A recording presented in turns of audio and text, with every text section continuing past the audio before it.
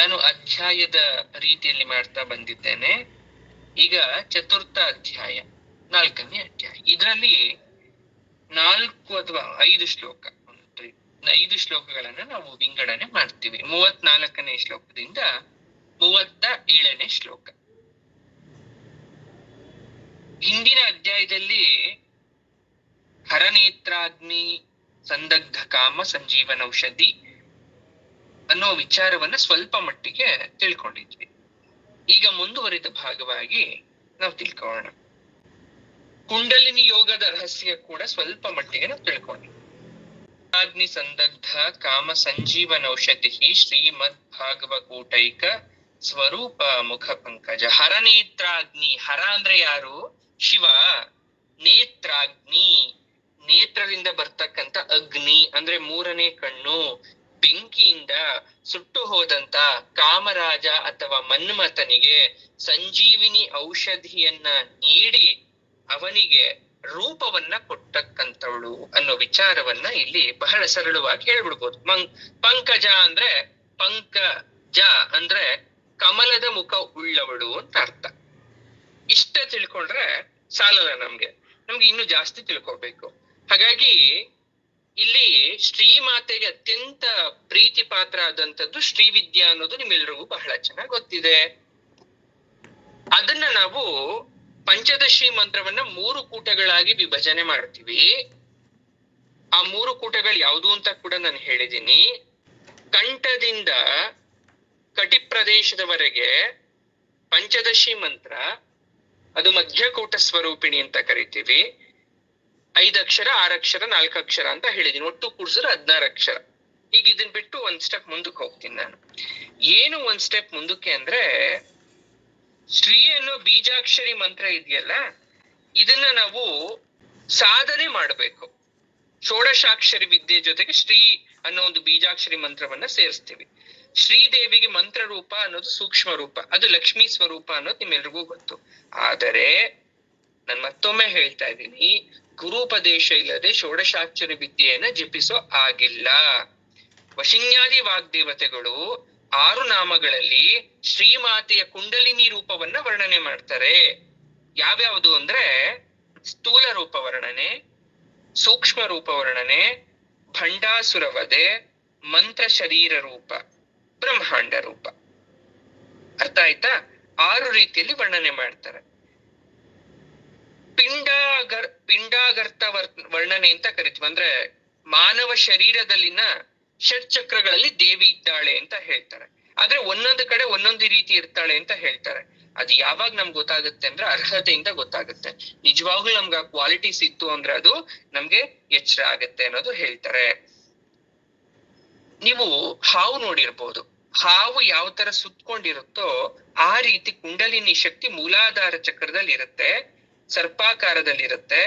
ಅದಕ್ಕೆ ಚೈತನ್ಯವನ್ನ ತುಂಬಿ ನಾವು ಅದನ್ನ ಟ್ರಾವೆಲ್ ಮಾಡ್ಬೇಕಂದ್ರೆ ಅದನ್ನ ಮುಂದೆ ಕಳಿಸ್ಬೇಕು. ಎಲ್ಲಿಂದ ಎಲ್ಲಿ ಕಳಿಸ್ಬೇಕು ಅಂದ್ರೆ, ಮೂಲಾಧಾರದಿಂದ ಸಹಸ್ರಾರ ಚಕ್ರ ತನಕ ನಾವ್ ಏನಾದ್ರೂ ಪ್ರಯಾಣ ಮಾಡ್ಸಿದ್ರೆ, ಅಲ್ಲಿ ಅಮೃತ ಸ್ನಾನ ಮಾಡ್ಸಿದ್ರೆ, ಶರೀರದಲ್ಲಿನ 70,000 ನಾಡಿಗಳಿಗೆ ಅಮೃತ ಸ್ನಾನ ಮಾಡಿಸ್ದಂಗಾಗತ್ತೆ.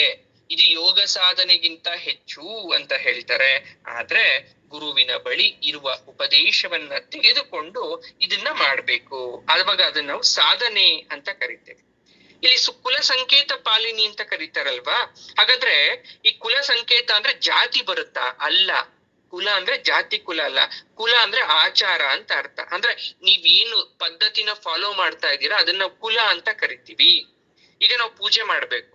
ಪೂಜೆಗೆ ಏನೇನ್ ಬೇಕು? ಹೂ ಬೇಕು, ಎಣ್ಣೆ, ಬತ್ತಿ, ದೀಪ, ಇದೆಲ್ಲ ಪೂಜಾ ದ್ರವ್ಯಗಳು ಬೇಕಲ್ವಾ. ಈ ಪೂಜಾ ದ್ರವ್ಯಗಳದ್ದು ಹೆಚ್ಚಿನದು ಅಲ್ಲ, ಕಡಿಮೆಯದು ಅಲ್ಲ. ಆ ರೀತಿ ತಯಾರು ಮಾಡ್ಕೊಂಡು ನಾವು ಪೂಜೆ ಮಾಡೋದನ್ನ ನಾವೇನಂತೀವಿ? ಕುಲ ಅಂತ ಕರಿತೀವಿ ಅಥವಾ ಆಚಾರ ಅಂತ ಕರಿತೀವಿ. ಇದು ರಹಸ್ಯ. ಪೂಜೆ 3 ತರ ರಹಸ್ಯ ಇದೆ. ಯಾವುದು ರಹಸ್ಯ ಅಂದ್ರೆ ಚಕ್ರ ಸಂಕೇತ, ಮಂತ್ರ ಸಂಕೇತ, ಪೂಜಾ ಸಂಕೇತ ಅಂತ ಹೇಳ್ತೀವಿ. ಒಟ್ಟಿನಲ್ಲಿ ಕುಲ ಅಂದ್ರೆ ಒಬ್ಬ ಗುರು ಮೂಲಕ ಉಪದೇಶ ತಗೋಬೇಕು. ಅದು 3 ವಿಧಾನ ಇದೆ. ನೀವು ಚಕ್ರ ಸಂಕೇತವಾಗಾದ್ರೂ ತಗೊಳ್ಳಿ, ಮಂತ್ರ ಸಂಕೇತವಾಗೋದು ತಗೊಳ್ಳಿ, ಪೂಜಾ ಸಂಕೇತ. ಚಕ್ರ ಸಂಕೇತ ಅಂದ್ರೆ ನೇರವಾಗಿ ನಿಮ್ಗೆ ಚಕ್ರವನ್ನ ಕೊಡೋದು.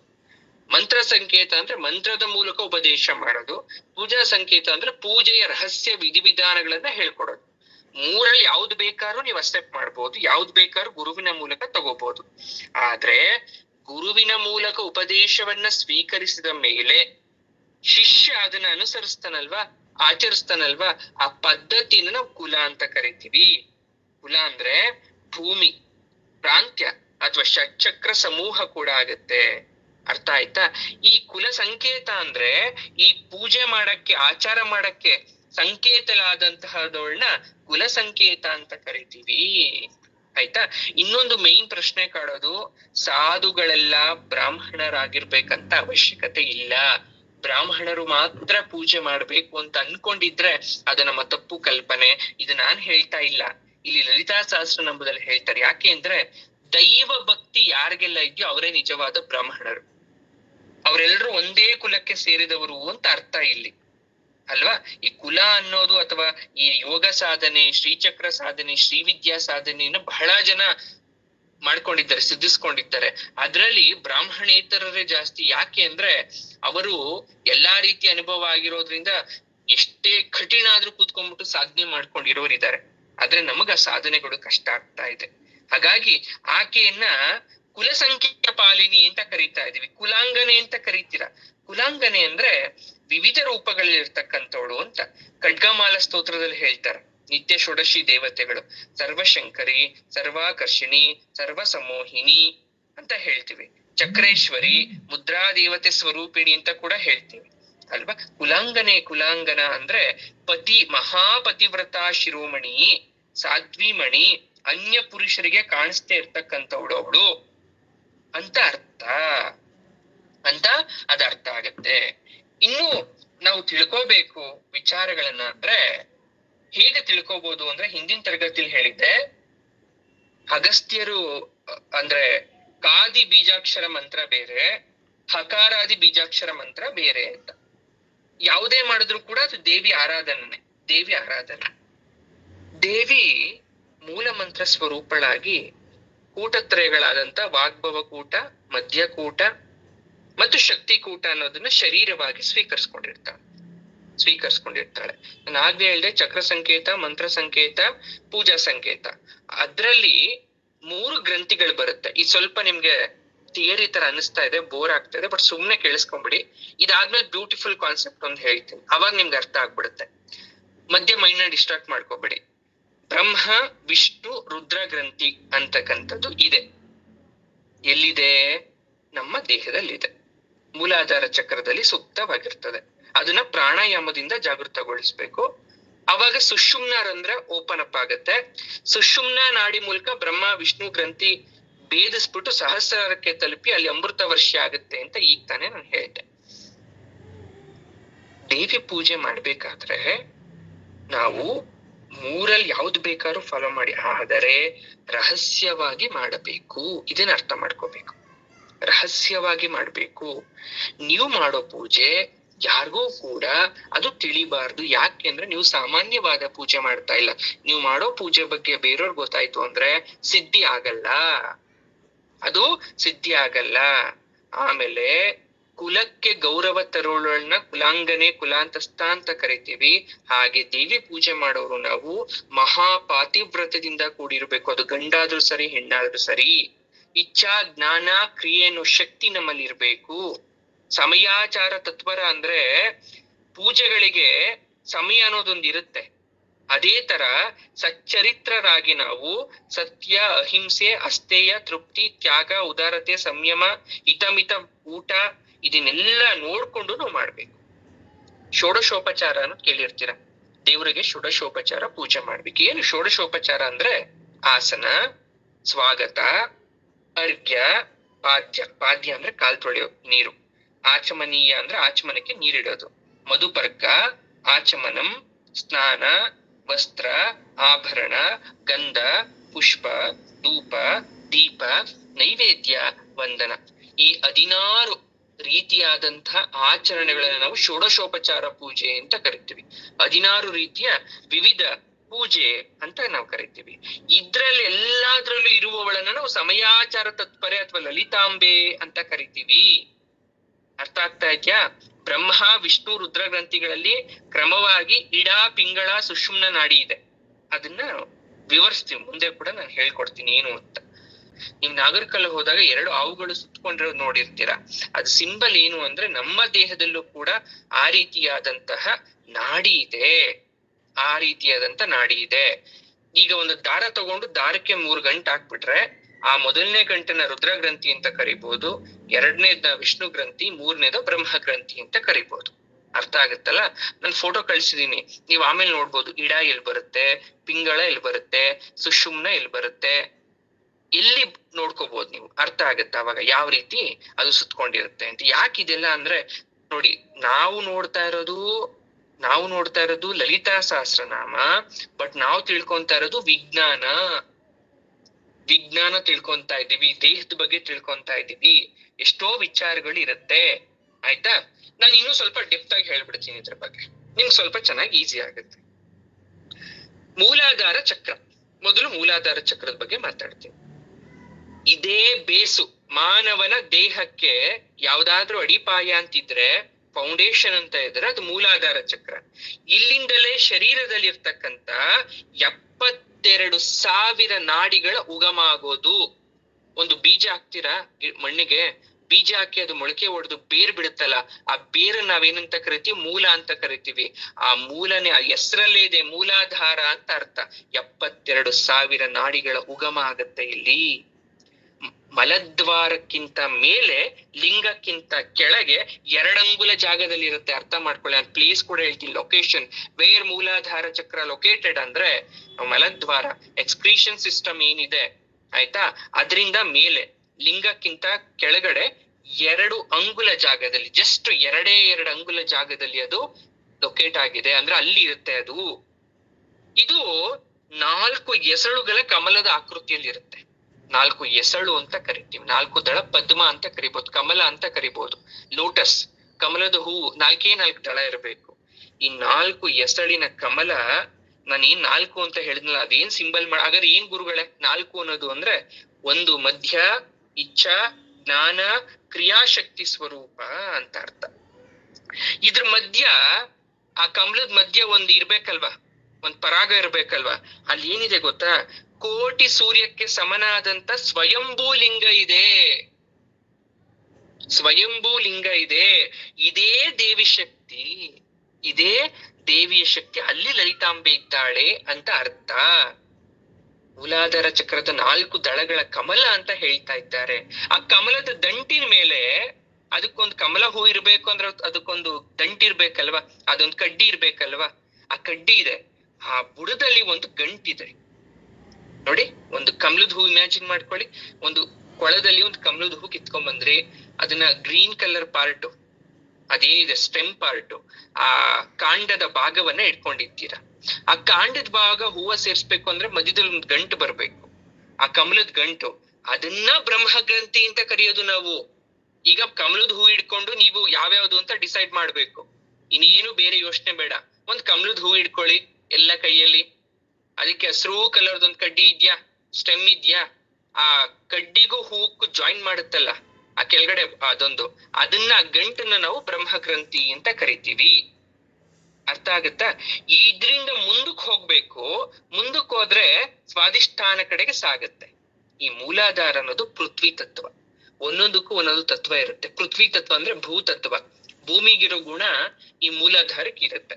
ನೀವು ಅರ್ಥ ಮಾಡ್ಕೋಬಹುದು. ಇದರಿಂದ ನಮ್ಮ ಎಕ್ಸ್ಕ್ರೀಷನ್ ಸಿಸ್ಟಮ್, ನಾವು ದಿನನಿತ್ಯ ತಿಂತೀವಲ್ವ ಊಟ ಆಹಾರ, ಅದನ್ನ ದೇಹದಿಂದ ಹೊರಗಡೆ ಹಾಕ್ಬೇಕು ಅಂದ್ರೆ ಅದು ಭೂಮಿಗೆ ಹೋಗ್ಬೇಕು. ಅಂದ್ರೆ ಟುವರ್ಡ್ಸ್ ಡೌನ್, ಕೆಳಮುಖವಾಗಿ ಸಂಚರುತ್ತೆ. ಅಂದ್ರೆ ಇದು ಭೂತತ್ವ. ಅರ್ಥ ಆಗ್ತಾ ಇದೆಯಾ? ಮತ್ತೆ ಇದು ವಾಸನೆಯನ್ನ ಹೊಂದಿರುತ್ತೆ ಮೂಲಾಧಾರ ಚಕ್ರ. ಮೂಲಾಧಾರ ಚಕ್ರಕ್ಕೆ ವಾಸನೆಯನ್ನ ಹಿಡಿದಿಟ್ಕೊಂಡಿರುತ್ತೆ. ಯಾಕೆ ಅಂದ್ರೆ ಮೂಲಾಧಾರ ಚಕ್ರಕ್ಕೆ ಒಂದು ದೇವತೆ ಇರುತ್ತೆ, ಅಧಿಷ್ಠಾತ್ರಿ ದೇವತೆ. ಯಾರು ಅಂದ್ರೆ ಸಾವಿತ್ರಿ. ಇದು ಬ್ರಹ್ಮಶಕ್ತಿ ಹೊಂದಿದೆ. ಮೂಲಾಧಾರ ಚಕ್ರ ಬ್ರಹ್ಮಶಕ್ತಿ ಹೊಂದಿದೆ, ಯಾಕಂದ್ರೆ ಇದು ಅಧಿದೇವತೆ ಬಂದು ಸಾವಿತ್ರಿ. ಈ ಮೂಲಾಧಾರದಲ್ಲಿ ಸರ್ಪಾಕೃತಿಯಲ್ಲಿ ಹಾವು ಯಾವ ರೀತಿ ನುಲ್ಚ್ಕೊಂಡಿರುತ್ತೋ ಆ ರೀತಿ ನುಲ್ಚ್ಕೊಂಡು ಕುಂಡಲಿನಿ ಅನ್ನೋ ಒಂದು ಶಕ್ತಿ ನಿದ್ರೆ ಮಾಡ್ತಾ ಇರುತ್ತೆ. ಮಲ್ಕೊಂಡ್ಬಿಟ್ಟಿರುತ್ತದು, ಇದೆಲ್ಲ ಅದು. ಇದು ಸುಷುಮ್ನ ನಾಡಿಯ ಬಾಯಿಯನ್ನ ಮುಚ್ಚಿರುತ್ತೆ. ನೀವು ಆಮೇಲೆ ಪಿಕ್ಚರ್ ಅಲ್ಲಿ ನೋಡ್ಬೇಕು, ಎಲ್ಲಿ ಕಾಣಿಸುತ್ತೆ ಸುಷುಮ್ನ ಅಂತಕ್ಕಂಥ ನಾಡಿ. ನಾಡಿ ಅಂದ್ರೆ ಗೊತ್ತಿರ್ಬೋದು, ಒಂಥರ ಬಡಿತ. ಅದಕ್ಕೊಂದ್ 2 ಗೇಟ್ ಇರುತ್ತೆ ಆಯ್ತಾ, ಒಂದು ಬಾಗ್ಲು ಇರುತ್ತೆ ಸುಷುಮ್ನ, ಆ ಬಾಗ್ಲು ಮುಚ್ಕೊಂಡಿರುತ್ತೆ. ಈ ಕುಂಡಲಿನ ಬಾಗ್ಲು ಮುಚ್ಚಬೇಕು ಅಂದ್ರೆ ಸುಷುಮ್ನ ಓಪನ್ ಆಗ್ಬೇಕು. ಅದು ಅಷ್ಟ ಪ್ರಕೃತಿ ರೂಪ ಅಂತ ಕರಿತೀವಿ. ಅಂದ್ರೆ 8 ರೀತಿಯಾದಂತ ಪ್ರಕೃತಿ ರೂಪ ಹೊಂದಿರುತ್ತೆ. ಪೃಥ್ವಿ, ಆಪ್, ತೇಜ, ವಾಯು, ಆಕಾಶ, ಮನ, ಬುದ್ಧಿ ಮತ್ತು ಅಹಂಕಾರ. ಈ 8 ತತ್ವಗಳಿಂದ ಕೂಡಿರುತ್ತೆ. ನಾವು ಪ್ರಾಣಾಯಾಮ ಮಾಡ್ತೀವಲ್ವಾ, ಮೂಗನ ಹಿಡ್ಕೊಂಡು ಸೂರ್ಯನಾಡಿ, ಚಂದ್ರನಾಡಿ, ಬ್ರೀದ್ ಇನ್ ಬ್ರೀದ್ ಔಟ್ ಎಲ್ಲ ಮಾಡ್ತೀವಲ್ವಾ ನಾವು. ಈ ಪ್ರಾಣಾಯಾಮ ಮಾಡ್ಬೇಕಾದ್ರೆ ನಾಡಿ ಎಲ್ಲ ಶುದ್ಧ ಆಗುತ್ತಲ್ವಾ. ನಾವು ತುಂಬಾ ಡೀಪ್ ಆಗಿ ಡೆಪ್ತ್ ಆಗಿ ಮಾಡ್ಬೇಕಾದ್ರೆ ಅದೇನಾದ್ರೂ ಮೂಲಾಧಾರವನ್ನ ತಲುಪಿಟ್ರೆ, ನಾವು ಮಾಡ್ತಾ ಇರೋ ಪ್ರಾಣಾಯಾಮ ನಾಡಿ ಮುಖಾಂತರ ಮೂಲಾಧಾರ ಚಕ್ರಕ್ಕೆ ಏನಾದ್ರೂ ಹೋದ್ರೆ, ಆ ಗಾಳಿ ಏನಾದ್ರೂ ನಮ್ಮ ಸುಷುಮ್ನ ಒಳಗಡೆ ಹೋಗ್ಬಿಟ್ಟು ಆ ಮಲ್ಕೊಂಡಿದ್ಯಲ್ಲ ಸರ್ಪಾಕೃತಿಯಲ್ಲಿ, ಆ ಕುಂಡಲಿನಿಗೆ ಏನಾದ್ರೂ ಗಾಳಿ ಸೋಕ್ಬಿಟ್ರೆ ಎದ್ದು ಬಿಡುತ್ತೆ. ನಿದ್ದೆಯಿಂದ ಎಚ್ಚರ ಆಗ್ಬಿಡುತ್ತೆ, ಡಿಸ್ಟರ್ಬ್ ಆಗೋಯ್ತಾ ಕುಂಡಲಿನಿಗೆ, ಎದ್ದು ಬಿಡುತ್ತೆ ಅದು. ಆ ಎದ್ದಾಗ ಏನಾಗುತ್ತೆ ಗೊತ್ತಾ, ಅದು ಹೆಡೆ ಬಿಚ್ಚಿದ ಹಾವಿನಂತೆ ನೆಟ್ಟಗ್ ನಿಂತ್ಕೊಂಡ್ಬಿಡುತ್ತೆ. ಹಾವು ಮಲ್ಕೊಂಡಿತ್ತು, ಯಾಕಂದ್ರೆ ಅದಕ್ಕೆ ಶಾಂತಿ ಆಗಿತ್ತು. ಹಾವನ್ನ ಹೇಗೆ ಎಬ್ಬರಿಸ್ಬೇಕು ಅಂದ್ರೆ ಪ್ರಾಣಾಯಾಮ ಮಾಡ್ಬೇಕು.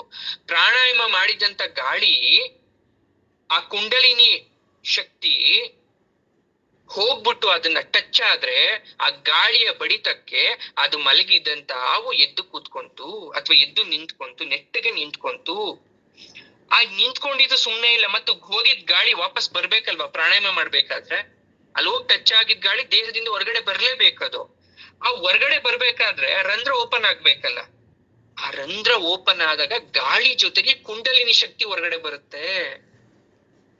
6 ಚಕ್ರಗಳನ್ನ ಭೇದಿಸಿ ಸಹಸ್ರಾರ ಕಮಲಕ್ಕೆ ತಲುಪುತ್ತೆ. ಇಲ್ಲಿ ಇದ್ದಿದ್ 4 ಕಮಲದ ದಳ ಅಲ್ವಾ, ಇದ್ರಿಂದೆಲ್ಲ ಹಿಂದ್ ಗಾಳಿ ಮುಖಾಂತರ ಅದು ಜೊತೆಲಿ ದಾರಿ ಮಾಡ್ಕೊಂಡು ಹೋಗಿ ಹೋಗಿ ಸಹಸ್ರಾರನು ಮೇಲ್ಗಡೆ ಇರ್ತಕ್ಕಂಥ ಚಕ್ರಕ್ಕೆ ತಲುಪುತ್ತೆ.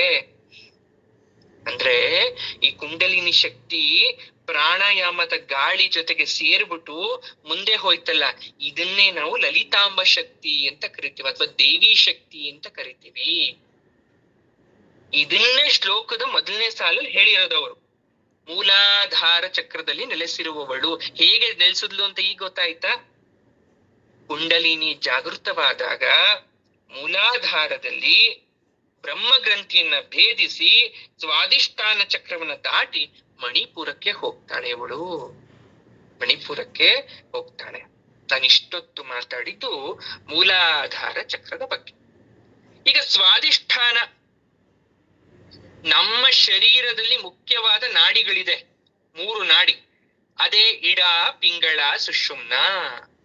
ದ ನಾಡಿ ಮೀನ್ಸ್ ನಥಿಂಗ್ ಬಟ್ ಪೈಪ್ ಅಂತ ಅರ್ಥ ಮಾಡ್ಕೋಬೇಕು.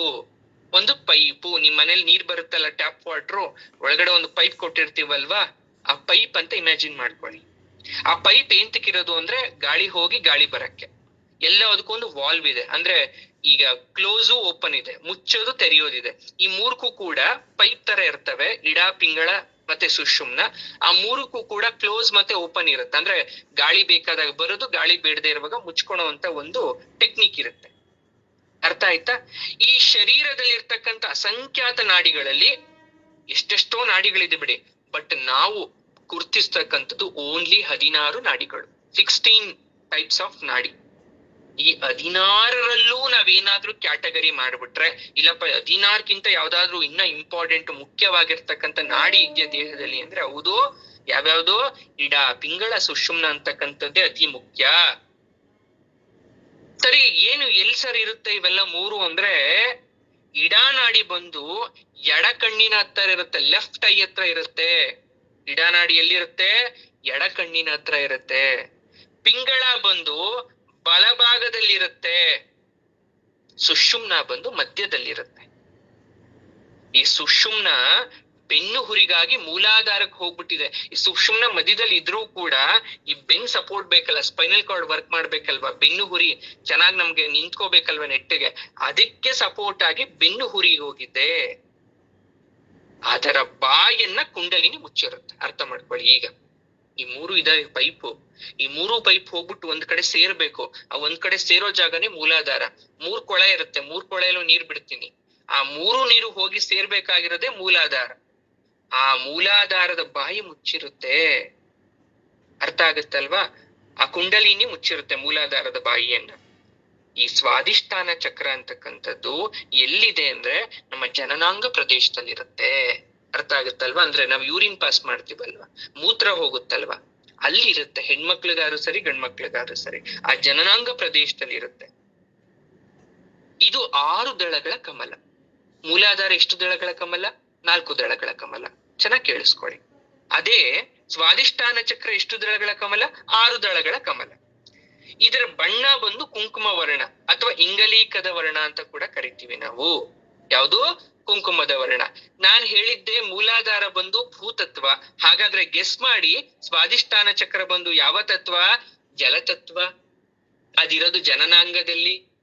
ದಿನಕ್ಕೆ ಅದೆಷ್ಟೋ ಬಾರಿ ನಾವು ಜನನಾಂಗದ ಮೂಲಕ ದೇಹದಲ್ಲಿನ ಕಲುಷಿತ ನೀರನ್ನ ಹೊರಗಡೆ ಹಾಕ್ತಾ ಇರ್ತೀವಿ. ಅದು ಯಾವ ತತ್ವ? ಜಲತತ್ವ. ಕಾನ್ಸೆಪ್ಟ್ ಎಷ್ಟು ಚೆನ್ನಾಗಿದೆ. ಜಲತತ್ವ ನಥಿಂಗ್ ಬಟ್ ರಸತತ್ವ ಅಂತಾನೂ ಕೂಡ ಕರಿತೀವಿ ಇದನ್ನ ನಾವು. ಇದು ವಿಷ್ಣು ಶಕ್ತಿಯಾತ್ಮಕ. ಇಲ್ಲಿ ವಿಷ್ಣು ಶಕ್ತಿ ಇರುತ್ತೆ. ಇದರ ಅಧಿಷ್ಠಾನ ದೇವತೆ ಬಂದು ರಾಕಿನಿ. ನೆನ್ಪಿಟ್ಕೋಬೇಕು. ನಾನ್ ಹೇಳಿದೀನಿ ಮೂಲಾಧಾರ ಚಕ್ರದ ಅಧಿಷ್ಠಾನ ದೇವತೆ ಬಂದು ಸಾವಿತ್ರಿ. ಸ್ವಾದಿಷ್ಠಾನ ಚಕ್ರದ ಅಧಿದೇವತೆ ಬಂದು ಯಾರು? ರಾಕಿನಿ. ಅಂದ್ರೆ ಏನ್ ರಾಕಿನಿ ಅಂದ್ರೆ ಸರ್ ಅರ್ಥ ಆಗ್ಲಿಲ್ಲ ಅಂದ್ರೆ ಚಂದ್ರನ ಹುಣ್ಣಿಮೆ ಸ್ವರೂಪ ಅಂತ ಅರ್ಥ. ಆಕೆಗೆ ಯಾವಾಗ್ಲೂ ಹುಣ್ಣಿಮೆ ದಿನ ಹೇಗಿರುತ್ತೆ ಚಂದ್ರ, ಹಾಗಿರ್ಬೇಕು, ಅದು ಆಗಿರುತ್ತೆ ಅಂತ ಅರ್ಥ. ಅದು ದೇವಿ ಮೂಲಾಧಾರದಿಂದ ಬ್ರಹ್ಮಗ್ರಂಥಿಯನ್ನ ಭೇದಿಸಿ ಸುಷುಮ್ನ ರಂಧ್ರದಿಂದಾಗಿ ಸ್ವಾದಿಷ್ಠಾನದ ಮುಂದೆ ಮಣಿಪುರ ಚಕ್ರಕ್ಕೆ ಬರೋದನ್ನ ಮಣಿಪುರ ಅಂತ ರುದಿತ ಅಂತ ಕರೆಯೋದಲ್ಲಿ. ಹಾಗಾದ್ರೆ ಮಣಿಪುರಕ್ಕೆ ಬರೋಣ. ಈಗ ಸ್ವಾದಿಷ್ಠಾನ ಮುಗೀತು, ಈಗ ಮಣಿಪುರಕ್ಕೆ ಬರೋಣ. ಈ ಮಣಿಪುರ ಚಕ್ರ ಎಲ್ಲಿದೆ? ನಮ್ಮ ಹೊಕ್ಕಳಿನ ಹತ್ರ ಇದೆ. ನಾಭಿ ಪ್ರದೇಶ ಅಂತ ಕರೀತೀವಿ. ಹೊಕ್ಕಳು ಗೊತ್ತಲ್ವಾ ಎಲ್ರಿಗೂ ಕೂಡ? ಹೊಟ್ಟೆ. ಆ ಹೊಟ್ಟೆಯಲ್ಲಿರ್ತಕ್ಕಂಥ ಹೊಕ್ಕಳಿನ ಹತ್ರ ಇದೆ. ಇದು 10 ದಳಗಳುಳ್ಳ ಕಮಲ. 10 ಪೆಟಲ್ಸ್, 10 ದಳಗಳಿದೆ. ಇದರ ಬಣ್ಣ ಬಂದು ಮೇಘವರ್ಣ. ಮೇಘ ಯಾವ ಬಣ್ಣ ಇರುತ್ತೆ? ಸ್ಕೈ, ಆಕಾಶ ಅಥವಾ ಮೋಡಗಳು ಯಾವ ರೀತಿ ಬಣ್ಣ ಇರುತ್ತೆ ಆ ಬಣ್ಣ ಹೊಂದಿದೆ. ಕಪ್ಪು ಅಥವಾ ನೀಲಿ ಅಂತ ಕೂಡ ಗುರುತಿಸ್ತಾರೆ. ಇದು ಯಾವ ತತ್ವ ಅಂದ್ರೆ ಅಗ್ನಿ ತತ್ವ. ಆಕಾಶ ಬಿಸಿಲು ಬೀಳದೆಲ್ಲಿಂದ? ಅಗ್ನಿ ತತ್ವ. ಆ ಮೋಡ ಹಾಗಾದ್ ಯಾವ ರೀತಿಯ? ಆ ಬಿಸಿಲಿನ ಧಗೆಗೆ ಆವಿಯಾಗಿ ಅದೇನಾಗುತ್ತೆ? ಮೋಡ ಕ್ರಿಯೇಟ್ ಆಗತ್ತೆ. ಹಾಗಾಗಿ ಅದು ಅಗ್ನಿ ತತ್ವವನ್ನ ಹೊಂದಿದೆ. ಅರ್ಥ ಆಯ್ತಾ? ನಮ್ಮ ದೃಷ್ಟಿ ಮತ್ತು ಕಾರ್ಯವನ್ನ ನಿರ್ಣಯಿಸುತ್ತೆ. ನಾವೆಲ್ಲ ದಿನ ನೋಡ್ತಾ ಇದೀವಲ್ವಾ, ಕಣ್ಣುಗಳು ಚೆನ್ನಾಗಿ ಕಾಣಿಸ್ಬೇಕು, ಕಣ್ಣಲ್ಲಿ ಶಕ್ತಿ ಇರ್ಬೇಕು ಅಂದ್ರೆ ಮಣಿಪುರ ಚಕ್ರ ಚೆನ್ನಾಗಿರ್ಬೇಕು. ಅತಿ ಬೇಗನೆ ಕಣ್ಣು ಕನ್ನಡಕ ಬರುತ್ತೆ, ಕಣ್ಣು ಮಂಜಾಗತ್ತೆ, ಕಣ್ಣಿಗೆ ಪೊರೆ ಬರುತ್ತೆ ಅಂದ್ರೆ ಮಣಿಪುರ ಚಕ್ರದ ದೋಷವನ್ನ ಹೊಂದಿರ್ತೀರಾ. ಇದರ ಅಧಿಪತಿ ಬಂದು ರುದ್ರ. ರುದ್ರದೇವ ಮಣಿಪುರ ಚಕ್ರದ ಅಧಿದೇವತೆನಾಗಿರ್ತಾನೆ. ಇದು ಯಾವ ಶಕ್ತಿಯ ಮೇಲೆ ವರ್ಕ್ ಆಗುತ್ತೆ ಅಂದ್ರೆ ಲಕ್ಷ್ಮೀ ದೇವಿಯ ಶಕ್ತಿ ಮೇಲೆ ಇದು ವರ್ಕ್ ಆಗುತ್ತೆ. ಈ ಮಣಿಪುರ ಚಕ್ರದಲ್ಲಿ 10 ದಳಗಳ ಕಮಲ ಅಂತ ಅಂದೆ, ಆ ಬುಡದಲ್ಲಿರುವ ಗಂಟನ್ನ ವಿಷ್ಣು ಗ್ರಂಥಿ ಅಂತ ಕರಿತೀವಿ. ಅರ್ಥ ಆಯ್ತಲ್ಲ? ಅಂದ್ರೆ ದೇವಿ ಒಂದೊಂದೇ ಗಂಟನ್ನ ಮುಂದಕ್ಕೆ ಮುಂದಕ್ಕೆ ಭೇದಿಸಿ ಸಹಸ್ರಾರಕ್ಕೆ ಹೋಗ್ಬೇಕು. ಆ ಹೋಗ್ಬೇಕು ಅಂದ್ರೆ ಇಷ್ಟೆಲ್ಲ ದಾಟ್ಕೊಂಡು ಹೋಗ್ಬೇಕು. ಅರ್ಥ ಆಗುತ್ತಲ್ಲ? ಈ ಮಣಿಪುರ ಆದ್ಮೇಲೆ ಅನಾಹತ ಮತ್ತೆ ವಿಶುದ್ಧ ಅಂತಕ್ಕಂಥ 2 ಚಕ್ರ ಇರುತ್ತೆ. ಈ ಎಲ್ಲ ಆದ್ಮೇಲೆ ಕಡೆಯಲ್ಲಿ ಬರದೆ ಆಜ್ಞಾ ಚಕ್ರ. ಹಾಗಾಗಿ ಅನಾಹತ ಮತ್ತು ವಿಶುದ್ಧ ಚಕ್ರದ ಬಗ್ಗೆನೂ ನಿಮ್ಗೆ ಹೇಳ್ಬಿಡ್ತೀನಿ. ಅನಾಹತ ಚಕ್ರ ಎಲ್ಲಿ ಬರುತ್ತೆ ಅಂದ್ರೆ ಹೃದಯ ಪ್ರದೇಶದಲ್ಲಿ ಬರುತ್ತೆ. ಹಾರ್ಟ್ ಯಾವ ಕಡೆ ಇರುತ್ತೆ? ಮಾನವನ ಹೃದಯ ಆ ಪ್ರದೇಶದಲ್ಲಿ ಬರುತ್ತೆ. ಇದು 12 ದಳಗಳ ಕಮಲ. ಯಾವುದು? ಅನಾಹತಕ್ಕೆ 12 ದಳಗಳ ಕಮಲ. ಇದರ ಬಣ್ಣ ಬಂದು ರಕ್ತವರ್ಣ, ಬ್ಲಡ್ ಕಲರ್ ಅಂತ ಕರಿತೀವಿ. ಆಯ್ತಾ? ರಕ್ತ ಕೆಂಪು ಅಂತ ಕೂಡ ಕರಿಬಹುದು. ಇದು ವಾಯು ತತ್ವಾತ್ಮಕ. ಇದು ಗಾಳಿ. ನೀವ್ ಇನ್ನೊಂದ್ ಚೆನ್ನಾಗಿ ಅರ್ಥ ಮಾಡ್ಕೊಳ್ಳಿ. ಹಾರ್ಟು ಏನನ್ ಪಂಪ್ ಮಾಡುತ್ತೆ? ರಕ್ತ ಪಂಪ್ ಮಾಡುತ್ತೆ. ಅದ್ ಯಾವ ಬಣ್ಣ ಇರೋದು? ರಕ್ತವರ್ಣ. ಜೊತೆಗೆ ಗಾಳಿ ಇಲ್ಲದೆ ಹಾರ್ಟ್ ಪಂಪ್ ಮಾಡಲ್ಲ. ಅಂದ್ರೆ ಗಾಳಿ ಮುಖಾಂತರ ಅದೇನ್ ಮಾಡುತ್ತೆ? ಪುಷ್ ಪುಲ್ ಮಾಡ್ತಾ ಇರುತ್ತೆ, ಲಬ್ ಡಬ್ ಮಾಡ್ತಾ ಇರುತ್ತೆ. ಅಂದ್ರೆ ಅದು ವಾಯು ತತ್ವಾತ್ಮಕ. ಅಂದ್ರೆ ಗಾಳಿ ತತ್ವವನ್ನ ಹೊಂದಿದೆ. ಇದು ಸ್ಪರ್ಶವನ್ನ ನಿಯಂತ್ರಿಸ್ತದೆ. ಇದರ ದೇವತೆ ಈಶಾನು ಆಗಿರ್ತಾನೆ ಮತ್ತು ಕೇಶಿನಿ ಶಕ್ತಿಯನ್ನ ಹೊಂದಿರುತ್ತೆ. ಅನಾಹತ, what is the meaning of ಅನಾಹತ? ಅನಾಹತ ಶಬ್ದದ ಅರ್ಥ ಏನು ಅಂದ್ರೆ ಘರ್ಷಣೆ ಇಲ್ಲದೆ ಹೊರಡುವ ಶಬ್ದ. ಹೃದಯ ಯಾವ್ದಕ್ಕಾದ್ರೂ ಗುದ್ದು ಸೌಂಡ್ ಬರ್ತಾ ಇದ್ಯಾ? ತನ್ನಿಂತಾನೇ ಶಬ್ದವನ್ನ ಉತ್ಪತ್ತಿ ಮಾಡ್ತಾ ಇದೆ. ಘರ್ಷಣೆ ಇಲ್ಲದೆ ಮಾಡುವ ಶಬ್ದಕ್ಕೆ ನಾವು ಅನಾಹತ ಅಂತ ಕರಿತೀವಿ, ಅಥವಾ ಚಕ್ರ ಅಂತ ಕರಿತೀವಿ. ನೋಡಿ ಎಷ್ಟು ಚೆನ್ನಾಗಿದೆ. ಈಗ ವಿಶುದ್ಧ ಚಕ್ರ. ವಿಶುದ್ಧ ಚಕ್ರ ಎಲ್ಲಿದೆ ಅಂದ್ರೆ ಕುತ್ತಿಗೆಯ ಪ್ರದೇಶದಲ್ಲಿದೆ. 16 ದಳಗಳ ಕಮಲವನ್ನ ಹೊಂದಿದೆ. ಇದು ಯಾವ ಬಣ್ಣ? ಬೂದು ಬಣ್ಣ ಅಥವಾ ಹೊಗೆ ಬಣ್ಣ ಅಂತ ಕರಿತೀವಿ. ಬ್ರೌನ್ ಕಲರ್ ಅಂತ ಕೂಡ ಹೇಳ್ತಾರೆ. ಇದು ಆಕಾಶ ತತ್ವ. ಗಂಟ್ಲು ಅರ್ಥ ಮಾಡ್ಕೊಳ್ಳಿ, ಗಂಟ್ಲು ಚೆನ್ನಾಗಿರ್ಬೇಕು, ವಿಶುದ್ಧ ಆಗ್ಬೇಕು. ಶುದ್ಧ ಮಾಡ್ಕೊಳ್ಳೋದು ಅಂತ ಕರಿತೀವಿ, ಯಾಕೆಂದ್ರೆ ವಿಶುದ್ಧ ಇರುತ್ತೆ. ಆಕಾಶ ತತ್ವ ಅಂದ್ರೆ ಕೇಳಿಸ್ಕೊಳೋದು, ಮಾತಾಡೋ ಶಕ್ತಿಯನ್ನ ಈ ವಿಶುದ್ಧಿ ಚಕ್ರ ನಿಯಂತ್ರಣೆ ಮಾಡುತ್ತೆ. ಸದಾಶಿವ ದೇವತೆ ಆಗಿದ್ರೆ ಡಾಕಿನಿ ಶಕ್ತಿಯನ್ನ ಹೊಂದಿರ್ತಾರೆ. ಅರ್ಥ ಆಗುತ್ತಲ್ಲ? ಈಗ ನೀವು ಕೇಳ್ತಾ ಇರ್ಬೋದು, ರಾಕಿನಿ, ಡಾಕಿನಿ, ಶಂಕಿನಿ, ಕಾಲಿನಿ ಇವರೆಲ್ಲ ಯಾರು ಅಂದ್ರೆ ಶಕ್ತಿ ಅಧಿದೇವತೆಗಳು. ಈಗ ಒಬ್ಬ ಮನುಷ್ಯನಿಗೆ ಬ್ಲಾಕೇಜ್ ಅಂತ ಮಾಡಿಸ್ತಾರಲ್ವಾ, ಅವ್ನ್ಗೇನೋ ಆಗ್ಬಾರ್ದು, ಸುಮ್ನೆ ತಟಸ್ಥ ಆಗ್ಬಿಡ್ಬೇಕು ಅಂತ. ಅವಾಗ ನೀವೆಲ್ಲ ಕೇಳಿರ್ಬೋದು, ಮಂತ್ರ ಪ್ರಯೋಗ ಮಾಡ್ಬೇಕಾದ್ರೆ, ವಾಮಾಚಾರ ಪ್ರಯೋಗ ಮಾಡ್ಬೇಕಾದ್ರೆ ಈ ದೇವಿ ಹೆಸರುಗಳನ್ನ ಯಾಕೆ ಹೇಳ್ತಾರೆ ಅಂದ್ರೆ ಅಧಿದೇವತೆ ಇವ್ರಲ್ವಾ, ಇವ್ರನ್ನ ಕಟ್ಟಾಕ್ಬಿಟ್ರೆ ಅವ್ನ್ ದೇಹನೇ ಕಟ್ಟಾಕ್ತಂಗಲ್ಲ. ವಿಶುದ್ಧಿ ನಿಂತೋಯ್ತು, ಅನಾಥ ನಿಂತೋಯ್ತು, ಮೂಲಾಧಾರ ನಿಂತೋಯ್ತು, ಎಲ್ಲ ನಿಂತೋದ್ರಲ್ಲ. ಹಾಗಾಗಿ ಅಧಿದೇವತೆಗಳನ್ನ ಕಟ್ಟಾಕೋ ಹೇಳ್ತಾ ಇರ್ತಕ್ಕಂಥ ಮಂತ್ರ ಪ್ರಯೋಗ ಮಾಡ್ತಿರ್ತಾರ ಅವ್ರು ಅಲ್ವಾ. ಬಟ್ ಇದಕ್ಕೆಲ್ಲ ಮೀರಿದ ಅಧಿದೇವತೆ ಲಲಿತಾಂಬ. ಆಕೆಯನ್ನ ಪೂಜೆ ಮಾಡ್ಬಿಟ್ರೆ ನಮ್ಗೆ ಯಾರು ಏನೇ ಮಾಡ್ಬಿಟ್ಟಿದ್ರು ಕೂಡ ಅದು ವರ್ಕೆ ಆಗಲ್ಲ ಅಲ್ವಾ. ಹಾಗಾಗಿ ಈ ಚಕ್ರದ ಬಗ್ಗೆ ನಿಮ್ಗೆ ತಿಳ್ಕೊಳೋದು ಸಾಕಷ್ಟು ಅವಶ್ಯಕತೆ ಇತ್ತು, ನಾನು ಹೇಳಿದ್ದೀನಿ. ಇನ್ನು ಮುಂದುವರಿತೀವಿ. 5 ಚಕ್ರದ ಬಗ್ಗೆ ನಾವು ತಿಳ್ಕೊಂಡ್ರಿ. ಈ 6 ಚಕ್ರಗಳೆಂಬ ಕಮಲ ಅಧೋಮುಖವಾಗಿರುತ್ತೆ, ಆದ್ರೆ ದೇವಿ ತಲುಪಿದಾಗ ಅದು ಊರ್ಧ್ವ ಮುಖ ಆಗುತ್ತೆ. ದಟ್ ಮೀನ್ಸ್ ಕಮಲದ ಹೂವ ಉಲ್ಟಾ ಮಾಡಿ ಇಟ್ಕೊಂಡ್ಬಿಡ್ರಿ, ದಳ ಕೆಳಗಾಗೋಯ್ತು, ಅದ್ರ ತೊಟ್ಟು ಮೇಲಾಯ್ತು. ಈ ರೀತಿ ಇರುತ್ತೆ ನಮ್ ದೇಹದಲ್ಲಿ. ಯಾವಾಗ ದೇವಿ ತಲುಪಿಡ್ಬಿಡ್ತಾಳೋ ಎಲ್ಲ ಚಕ್ರಗಳಿಗೆ, ಉಲ್ಟಾ ಆಗಿ ಅಧೋಮುಖ ಆಗಿರ್ತಕ್ಕಂಥ ಕಮಲದ ಹೂ ಎಲ್ಲ ಊರ್ಧ್ವ ಮುಖ ಅಂದ್ರೆ ನೇರವಾಗಿ ನಿಂತ್ಕೊಂತು, ಆಕಾಶದ ಕಡೆ ಮುಖ ಮಾಡಿ ಭೂಮಿ ಕಡೆ ಅದರ ತೊಟ್ಟು ಮಾಡ್ತು. ನಂತರ ಅವಳು ಅಲ್ಲಿಂದ ಮುಂದಕ್ಕೆ ಹೋಗ್ತಾಗ ನಮ್ಮ ಎಲ್ಲ ಚಕ್ರಗಳು ಕೂಡ ಶುದ್ಧಿ ಆಗತ್ತೆ. ಉದಾಹರಣೆ, ಎಕ್ಸಾಂಪಲ್, ಮೂಲಾಧಾರ ಹೇಳಿದೆ ಎಲ್ಲ ನಾಡಿಗಳಿಗೆ ಮೂಲ, ಶಕ್ತಿಗಳಿಗೆ ಮೂಲ. ಸ್ವಾದಿಷ್ಠಾನ ಜಲತತ್ವದಿಂದ ಶರೀರನ್ ಕಾಪಾಡುತ್ತೆ. ಮಣಿಪುರ ನಾನಾ ರತ್ನಗಳ ಶೋಭೆಯಿಂದ ನಮ್ಮನ್ನ ಕಂಗೊಳಿಸುತ್ತೆ. ಅನಾಹತ ಹೃದಯದಲ್ಲಿದ್ದು ನಮ್ಮ ಮನಸ್ಸನ್ನ, ನಮ್ಮ ಬುದ್ಧಿಯನ್ನ ನೆಟ್ಟಿಗಿಡುತ್ತೆ.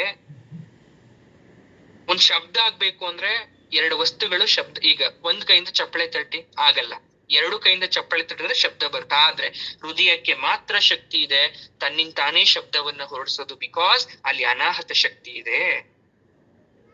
ವಿಶುದ್ಧಿ ಚಕ್ರ ಕುತ್ತಿಗೆಯಲ್ಲಿದೆ ಅಂದ್ರೆ ವಾಗ್ದೇವಿ ಸ್ಥಾನ. ವಾಗ್ದೇವಿ ಅಂದ್ರೆ ಶಾರದಾ ದೇವಿ, ಆ ವಾಣಿ ಸರಸ್ವತಿ ನಮ್ಮ ಗಂಟ್ಲಲ್ಲಿ ಇರ್ತಾಳೆ. ಒಂದು ಮಂತ್ರ ಸಿದ್ಧಿ ಆಗ್ಬೇಕು, ಒಂದು ಮಾತು ಸಿದ್ಧಿ ಆಗ್ಬೇಕು, ಅಥವಾ ಯಾರಾದ್ರೂ ಮಾತಾಡ್ತಾ ಇದ್ರೆ ಅವ್ರ ಮಾತನ್ನ ಕೇಳಿಸ್ಕೋಬೇಕು ಅಂದ್ರೆ ಅಲ್ಲಿ ವಾಗ್ದೇವಿ ಸಿದ್ಧಿಸ್ಕೊಂಡಿರ್ಬೇಕು ಅವ್ರಿಗೆ. ಹಾಗಾಗಿ ವಿಶುದ್ಧಿ ಚಕ್ರದಲ್ಲಿ ವಾಗ್ದೇವಿ ವಾಸಸ್ಥಾನ. ನಾವು ಮಾತಾಡ್ತಾ ಇದ್ದೀವಿ ಅಂದ್ರೆ ಕಾರಣ ಅವಳು. ನಮ್ಮ ಜೀವಾತ್ಮ ವಿಶುದ್ಧನಾಗಿರ್ತಾನೆ. ನಾವ್ ಯಾವಾಗೆಲ್ಲ ಮಾತಾಡ್ಬೇಕು ಅಂತ ಬಯಸ್ತೀವೋ ಆಗ ಮೂಲಾಧಾರದಿಂದ ಶಕ್ತಿ ಹೊರಟು ವಿಶುದ್ಧಕ್ಕೆ ಬರುತ್ತೆ.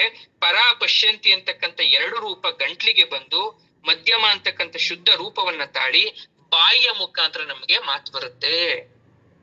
ವಿಶುದ್ಧಿ ಅಂದ್ರೆ ಆತ್ಮವನ್ನ ಶುದ್ಧಿ ಮಾಡ್ಕೊಳೋದು ಅಂತ ಕೂಡ ಕರಿತೀವಿ ನಾವು.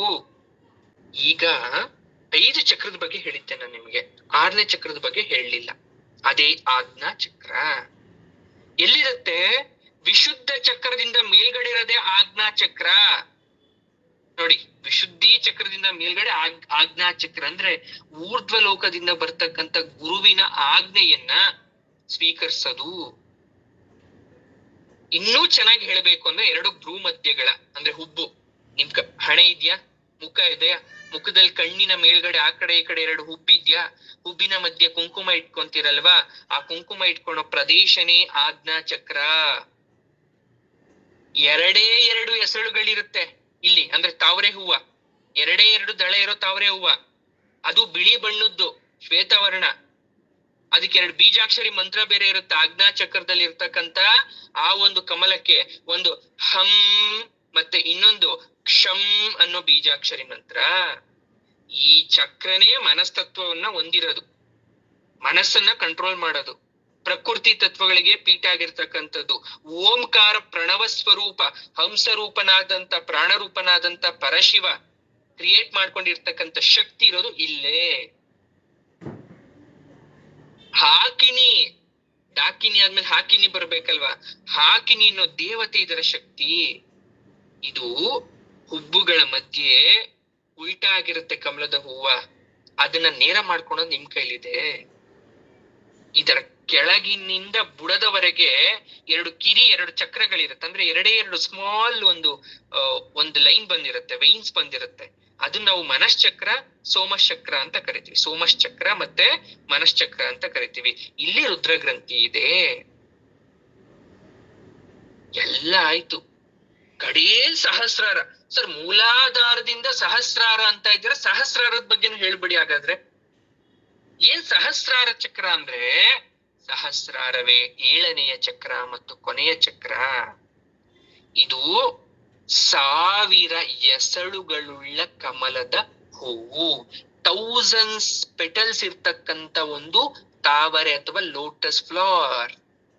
ನೋಡಿ, ಮೂಲಾಧಾರದಿಂದ ಬಂದ್ವಿ 8, ಫಸ್ಟ್ 4, 6, 8, 10, 12, 12, ಕಡೆಗೆ 2, ಆಮೇಲೆ ನೋಡಿದ್ರೆ 1000.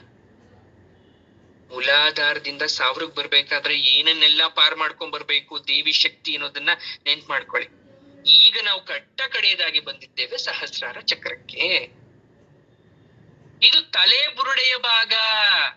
ನಿಮ್ಮ ತಲೆ ಬುರುಡೆ ಇದೆಯಲ್ಲ ಮೇಲ್ಗಡೆ, ನೆತ್ತಿ ಪ್ರದೇಶ. ಮಕ್ಕಳು ಹುಟ್ಟಬೇಕಾದ್ರೆ ಆ ನೆತ್ತಿಯನ್ನ ಬಹಳ ಸೂಕ್ಷ್ಮವಾಗಿ ನೋಡ್ಕೊಂತಾರೆ. ಅಲ್ಲಿ ಜೀವ ಇರುತ್ತೆ ಅಂತ ಹೇಳ್ತಾರೆ. ಸ್ನಾನ ಎಲ್ಲ ಆದ್ಮೇಲೆ ಸ್ವಲ್ಪ ಪೌಡ್ರನ್ನೆಲ್ಲ ಹಚ್ತಾ ಇರ್ತಾರೆ. ಯಾಕೆ ಅಂದ್ರೆ ಅದೇ ಸಹಸ್ರಾರ ಚಕ್ರ. ಅರ್ಥ ಆಯ್ತಲ್ವಾ? ಅದನ್ನ ಬಹಳ ಜೋಪಾನ ಮಾಡ್ಬೇಕು ಅನ್ನೋ ಉದ್ದೇಶದಿಂದ, ಅದ್ರಲ್ಲಿ ಅವರ ಪ್ರಾಣವಾಯು ಇರುತ್ತೆ ಅನ್ನೋ ಉದ್ದೇಶದಿಂದ. 8ನೇ ಚಕ್ರ, 7 ಚಕ್ರ ಆಗೋಯ್ತು. 8ನೇ ಚಕ್ರದ ಬಗ್ಗೆ ಹೇಳ್ತೀನಿ ನೋಡಿ. ಅದೇ ಮೋಕ್ಷ ಬಿಂದು ಅಂದ್ರೆ ನೆತ್ತಿ ಭಾಗ. ಇದು ತಲೆ ಬುರುಡೆ. ತಲೆ ಬುರುಡೆ ಮೇಲೆ ಬಂದು ಮೋಕ್ಷ ಭಾಗ. ಮೋಕ್ಷ ಭಾಗ ಅಂದ್ರೆ ನಮ್ಮ ಜೀವ ಹೋಗುತ್ತಲ್ಲ, ಜೀವ ಹೋಗ್ತಕ್ಕಂಥದ್ದು ಆ ನೆತ್ತಿ ಭಾಗದಿಂದ ಹೋಗುತ್ತೆ. ಮನುಷ್ಯನ ದೇಹದ ಪ್ರಾಣ ಎಲ್ಲಿಂದ ಹೋಗುತ್ತೆ ಅಂದ್ರೆ ಹೃದಯದಿಂದ ಹೋಗಲ್ಲ, ಕಣ್ಣಿಂದ ಹೋಗಲ್ಲ, ಕಾಲಿಂದ ಹೋಗಲ್ಲ, ಕೈಯಿಂದ ಹೋಗಲ್ಲ, ಮೋಕ್ಷ ಭಾಗದಿಂದ ಹೋಗುತ್ತೆ. ಆ ಮೋಕ್ಷನೇ ಭಾಗನೇ 8ನೇ ಚಕ್ರ. 8ನೇ ಚಕ್ರದ ಬಗ್ಗೆ ಯಾರು ಮಾತಾಡಲ್ಲ. ಯಾಕೆ? ಮೋಕ್ಷದ ಬಗ್ಗೆ ಮಾತಾಡೋ ಅರ್ಹತೆ ನಮಗಿಲ್ಲ. ಅದು ದೈವ ರಹಸ್ಯ, ಅದನ್ನ ಹೇಳಬಾರ್ದು ಅನ್ನೋ ಉದ್ದೇಶದಿಂದ ಯಾರು 8ನೇ ಚಕ್ರದ ಬಗ್ಗೆ ಮಾತಾಡಲ್ಲ. ಹೇಳಕ್ಕಾಗತ್ತ ಯಾವಾಗ ನಾವು ಸಾಯ್ತೀವಿ ಅಂತ? ಹೇಳಕ್ಕಾಗತ್ತ ಹೇಗ್ ಸಾಯ್ತೀವಿ ಅಂತ? ಅದು ದೈವ ರಹಸ್ಯ, ಅದ್ರ ಬಗ್ಗೆ ಮಾತಾಡೋ ಹಾಗಿಲ್ಲ ಅಂತ 8ನೇ ಚಕ್ರವಾದಂತ ಮೋಕ್ಷ ಬಿಂದುವನ್ನ ಮಾತಾಡಲ್ಲ. ಆದರೆ ಈ ಸಹಸ್ರಾರ ಚಕ್ರ ಇದೆಯಲ್ವಾ, ಆ ಒಂದೊಂದು ಎಸಳುಗಳು ಕೂಡ ಎಲ್ಲ ಅಕ್ಷರಗಳನ್ನ ಹೊಂದಿದೆ. ಈಗ ನಾವು ಪಂಚದಶಾಕ್ಷರಿ ಮಂತ್ರ, ಅಷ್ಟದಶಾಕ್ಷರಿ ಮಂತ್ರ, ಷೋಡಶಾಕ್ಷರಿ ಮಂತ್ರ ಹೇಳ್ಬಿಟ್ವಲ್ಲ. ಇಲ್ಲಿ ತುಂಬಾ ಬ್ಯೂಟಿಫುಲ್ ಕಾನ್ಸೆಪ್ಟ್ ಏನು ಅಂದ್ರೆ, ಈ ಸಹಸ್ರಾರ ಚಕ್ರದಲ್ಲಿ ವರ್ಣಮಾಲೆಯಲ್ಲಿ ಇರ್ತಕ್ಕಂಥ ಅಷ್ಟು ಅಕ್ಷರ ಬಂದ್ಬಿಡ್ತವೆ. ನೀವ್ ಯಾವ್ದನ್ನು ಬಿಡಂಗೆ ಇಲ್ಲ. ಅ ಆ ಇ ಉ ಇಂದ ಹಿಡಿದುಬಿಟ್ಟು ಯಾ ರ ಲ ವ ಶೇಷ ಸ ಹ, ವರ್ಗೀಯ ವ್ಯಂಜನ ಅವರ್ಗೀಯ ವ್ಯಂಜನ ಅಷ್ಟೂ ಅಕ್ಷರ ಟೋಟಲ್. ಲಕಾರ ಒಂದ್ ಬಿಟ್ಬಿಟ್ಟು 48 ಅಕ್ಷರಗಳು ಕೂಡ ಇದ್ರಲ್ಲಿ ಇದೆ. ಎಲ್ಲಿ? ಸಹಸ್ರಾರ ಚಕ್ರದಲ್ಲಿದೆ. ಇದು ಪರಶಿವನ ಆವಾಸ ಸ್ಥಾನ, ಪರಶಿವ ನೆಲೆಸಿರೋ ಸ್ಥಾನ. ಈ ಸಹಸ್ರಾರ ಅಂತಕ್ಕಂಥದ್ದು ಬಿಳಿ ಬಣ್ಣದ ಹೂವು. ಆ ಬಿಳಿ ಬಣ್ಣದ ಕಮಲಕ್ಕೆ 1000 ದಳಗಳಿರುತ್ತೆ. ಇದು ಸುಷುಮ್ನಾ ನಾಡಿಯ ತುದಿಗ್ ಬರ್ತಕ್ಕಂಥದ್ದು. ಇದು ಕೆಳಮುಖವಾಗಿ ತೂಗ್ತಾ ಇರತ್ತೆ. ಹೂ ಮಧ್ಯ ಕೇಸರಿ ಇರ್ಬೇಕಲ್ವಾ? ಈ ಕೇಸರಿ ಗೊತ್ತಲ್ವಾ, ಸ್ಯಾಫ್ರನ್. ಆ ದಳ, ಆ ಸ್ಯಾಫ್ರನ್ ತರ ಈ ಕಮಲಕ್ಕೂ ಕೂಡ ಮಧ್ಯದಲ್ಲಿ ಕೇಸರಿ ಇರ್ಬೇಕು. ಅದು ಕೆಂಪಾಗಿರ್ತವೆ. ಅದ್ರ ಕೆಳಗಡೆ ಇರುತ್ತೆ ಅಂಡಾಶಯ, ಅಂದ್ರೆ ಬುಡದಲ್ಲಿ ಒಂದು ಹಂಸ ಇರುತ್ತೆ. ನೋಡಿ ಎಷ್ಟು ಬ್ಯೂಟಿಫುಲ್ ಆಗಿದೆ ಕಾನ್ಸೆಪ್ಟ್. ಕಮಲದ ಹೂವದ್ ಬುಡದಲ್ಲಿ ಆ ಮಧ್ಯದಲ್ಲಿ ಒಂದು ಹಂಸ ಇರುತ್ತೆ. ಅರ್ಥ ಆಗುತ್ತಲ್ಲ? ಆ ಮೇಲ್ಭಾಗದ ತೊಟ್ಟಿನ ಕಡೆ ಸೂರ್ಯ ಚಂದ್ರ ಮಂಡಲ ಇರುತ್ತೆ. ತಸ್ಯಾಂ ಹಿರಣ್ಮಯ ಕೋಶ ಸ್ವರ್ಗೋ ಲೋಕೋ ಜ್ಯೋತಿಷಾವೃತಃ ಉಪನಿಷತ್ತಲ್ಲಿ ಹೇಳ್ತಾರೆ. ಅಂದ್ರೆ ಈ ಸಹಸ್ರಾರ ಚಕ್ರ ಸಾಮಾನ್ಯವಾದ ಚಕ್ರ ಅಲ್ಲ, ಇಡೀ ಸ್ವರ್ಗ ಲೋಕನೇ ಇದೆ ಅದರಲ್ಲಿ ಅನ್ನೋ ವಿಚಾರ ಹೇಳ್ತಾರೆ.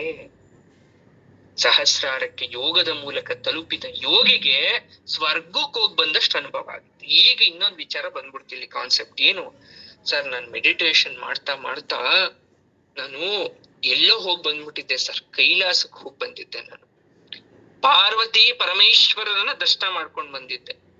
ಡಾಕ್ಟರ್ ರಾಜ್ಕುಮಾರ್ ಅವರು ಆತ್ಮವನ್ನ ಎಲ್ಲೋ ಕರ್ಕೊಂಡು ಹೋಗ್ಬಿಟ್ಟು ದೇಹದಿಂದ ಬೇರೆ ಮಾಡ್ಕೊಂಡು ಮತ್ತೆ ಬಂದು ಸೇರ್ಕೊಂತ ಇದ್ರಂತೆ ದೇಹದೊಳಗಡೆ. ಅದೇ ಕುಂಡಲಿನ ಶಕ್ತಿಯ ಒಂದು ಮಹತ್ವ.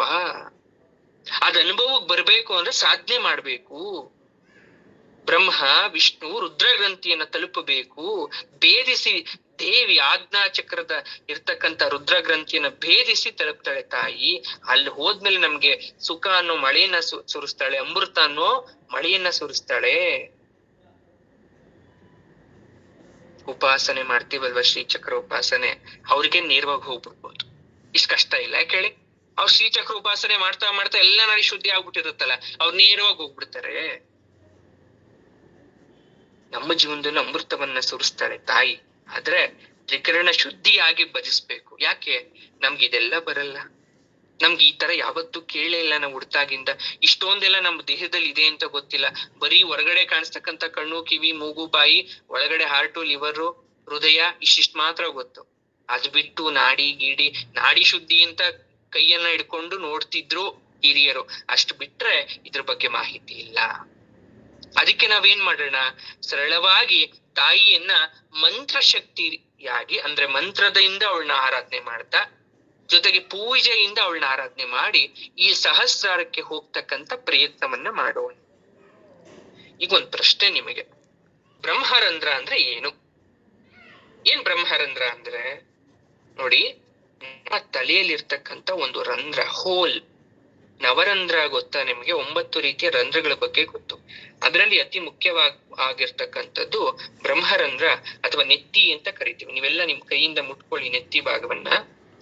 ಈ ಯೋಗಿಗಳು ಸಾಯ್ಬೇಕಾದ್ರೆ ನೆತ್ತಿ ಒಡೆದು ಜೀವ ಹೋಗುತ್ತೆ ಅಂತ ಹೇಳ್ತಾರೆ. ನೆತ್ತಿ ಓಪನ್ ಆಗುತ್ತೆ, ನೆತ್ತಿ ಬಾಯಿ ಇದೆಯಲ್ಲ, ತಲೆ ಬಾಯಿ ಇದೆಯಲ್ಲ, ಅದು ತಲೆಯ 2 ಭಾಗ ಆಗತ್ತೆ, ನೆತ್ತಿ ಪ್ರದೇಶ. ಅದ್ರಿಂದ ನಮ್ಮ ಜೀವ ಹೋಗುತ್ತೆ ಯಾರು ಯೋಗಿಗಳಿಸ್ಬೇಕಾದ್ರೆ.